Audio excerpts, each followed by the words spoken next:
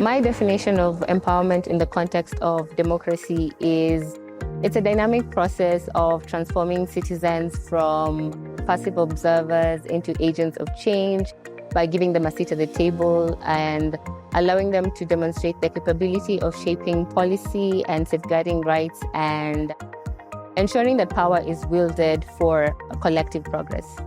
For me, empowerment, one, must be meaningful, and part of it being meaningful is letting people from all walks of life be there, not just to be seen, but also to be heard, but also beyond being heard, that their voices are translated into tangible policy solutions that help to uplift the community. Empowerment to me is being able to equip young people with the necessary knowledge and skills to be able to participate fully in the democratic processes of a country. And when I say democratic processes, it means the youth will be able to, first of all, run for political offices and also be able to vote and elect good leaders who are able to come up with good policies to develop our country. When our youths are empowered, we believe that change is possible, because all changes that have ever happened in the world has happened because of the youths. And if we empower the youths about democracy and good governance, we believe that we are going to change. More so in Kenya, whereby we see that our judicial system and democratic system kind of favor some people. But we want a democracy whereby all people are inclusive. It doesn't matter on the gender, but everybody should be included in democracy. Empowerment in the context of democracy, I would define it as a scenario whereby everyone is involved freely, can fairly contribute to everything that is concerned with them, concerned with their communities and their general life without any biasness. Democracy it means to the speaker and the person answering the question, but for me, it's liberty, allowing people feel that they have their rights in exercising their democratic principle, freedom in deciding, in planning issues affecting their governance, their civil, name it. It's just general. It does not limit anything.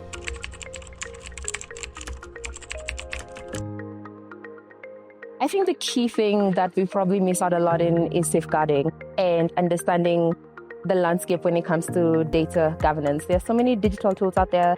There are a lot of spaces. There's a lot of information. We need to make sure that whatever it is that we're putting out there, we know where it's going, we know who is looking at it, and we also know how to protect the people that we are speaking to, the people that we're engaging with. Just at the end of the day, make sure that whoever it is that you're engaging with, we really need to protect them. We really need to we need to create safe spaces, making sure that we have proper frameworks, we have proper protocols, and at the end of the day, governance, democracy, it needs to work, and it starts with us. And there's one tool we use to actually mobilize people, our phones, media platforms such as TikTok, Instagram.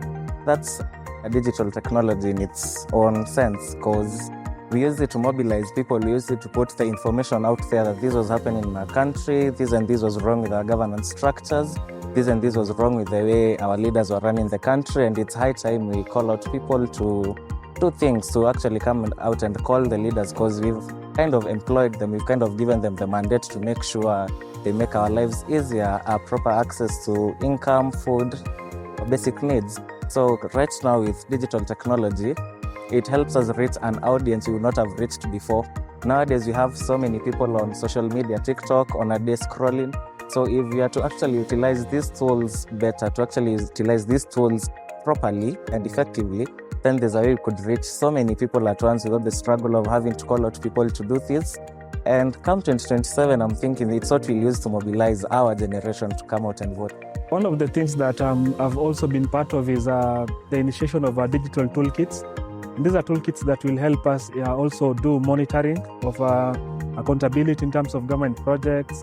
And how people can even report, because it can do public participation, it can collect data, And we are also in a way wanting to do public participation so that we can sensitize people and citizens on how that can be done. We've seen what Morara is doing on TikTok and other platforms. But now this platform is one that can be used to report cases, either of corruption, misappropriation of funds, and collection of data, which is really missing in terms of accountability, and how the youth can play a vital role in terms of accountability and governance.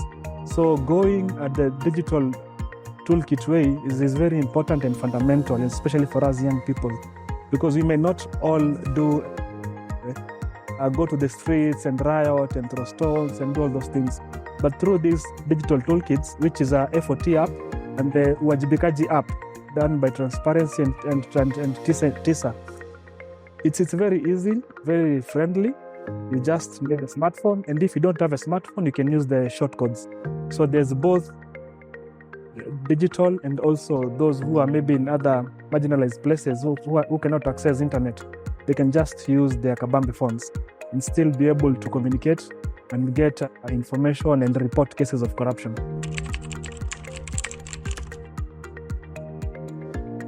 Some of the roles that can be used at the grassroots levels to ensure there is democracy, like involving majorly the youth and all the citizens to be able to take part in major decisions that affect their lives, to help them to involve them in making decisions and also formulating policies that is concerned with their lives.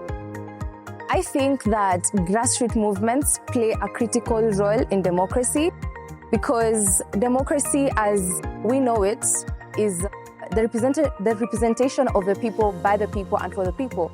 And therefore, I believe that there are different types of democracy, and as Africa, we need to adapt what works best for us. And what I think would work well is direct democracy, where people can individually express their opinions and represent themselves. And this is why I think that grassroots movements are very, very important in governance and democracy. I mean, grassroots organizations such as non-government organizations and civil society organizations are extremely important in the sense that they are closer to where the action takes place. They are proximate to people. They understand the challenges way better than some of the policy actors, understand them. Therefore, if we can empower these non-government organizations, these civil society organizations, to actually enhance their work in terms of, what they do, they work closely with the people every single day. It will be extremely effective and efficient in terms of responding to some of the challenges we're facing today, including recession of democracy, as well as some of even the climate change challenges we are facing. I think one of the ways we can empower or even, inform the local communities at the grassroots level is actually, trying to empower them with the different policies that exist. So at the national level, we have what we call the Climate Change Act of 2016. Under that law, we also have, the strategy now, the strategizing part of it. It's what we call the National Climate Change Action Plan. So we really need to communicate to these communities, try to also, decode these complicated languages that somehow involved in terms of policy setup. So once we decode these policies, we'll be able to empower these communities through these policies, and then they will be able to understand that, more is needed from them.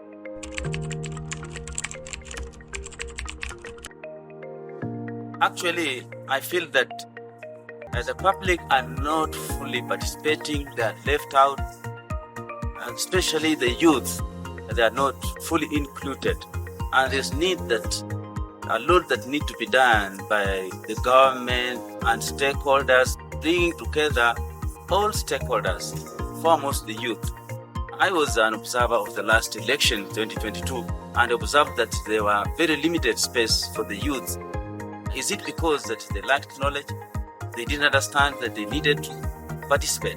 But what's important is we need to sensitize them and the community to participate. The roles that communities play are majorly sensitization, that we are able to sensitize people on the policies and the conventions and agreements that happen in the climate space. So in regards to, like, for example, right now we are having the COP29. We are discussing about policies in the climate change. That is the convention, the climate change. So us as the local community, we are supposed to enlighten our community and make them understand what policies are there in the climate space. There are different thematic areas, and there are different thematic areas, and in each thematic area, there are the policies and agreements that are supposed to be discussed and negotiations to be brought about. So being able to sensitize our community and showing them the impact that these policies will bring back in our communities, it is very important to develop the global policies. Citizen participation in climate change policy, it will influence climate change policy as in whereby I'll emphasize the local authorities or the local government to incorporate the citizen in decision-making policies in regards to climate, because these policies will favor the citizen, or the citizen will agree with the policies, and which he or she will work on it because he has been involved in that decision-making policy, and it will really impact climate change policy.